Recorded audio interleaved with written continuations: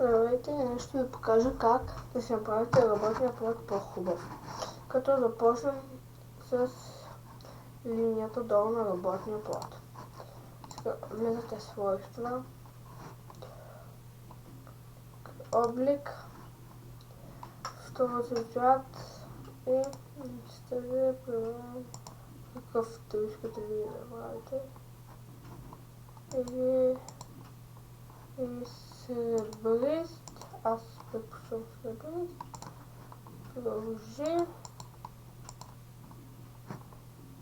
Изчакайте да завърши това компютъра ми.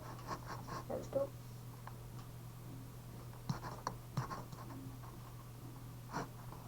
Искате окей.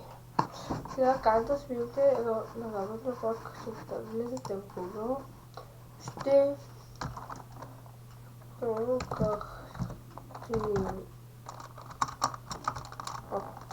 английски са. За вас пиша на български, английски.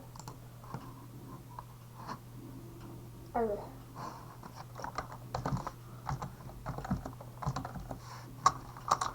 Ocean Coast. Oops, about.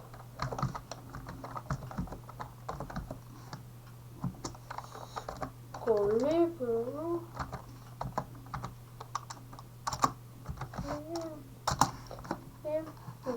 Тук. Това е ето изображение. И ето тук изображение за картини с коли. И тези също. И сега изберете се на изображение. Аз избирам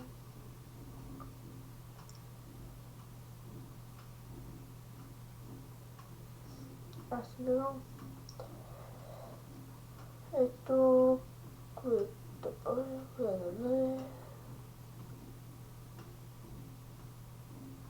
Ето това за този работен плод. Може да началите интернета просто. Цъквате отгоре нея.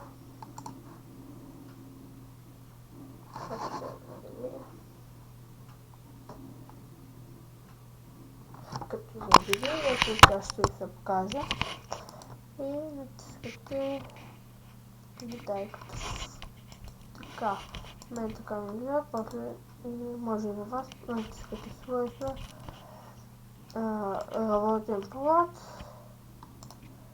цял екран, това е малко така, но ще е размазано, но ако правя така, може и така, но аз ми хареса моята си картинка, която ето за разработена, ето тук. Аз съм си я правил. Ето. Сега ще видите.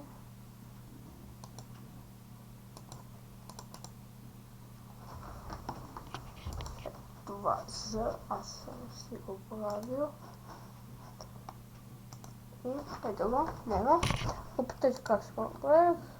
Натиснах нова. И натиснах ето това. После ми излиза така и редактирай и вече ще го правите както искате, какъвто цвят, но аз няма да ви показвам сега. Това беше от мен, да го харесате, да правите едно лайкче и да съм ви помогнал. Чао!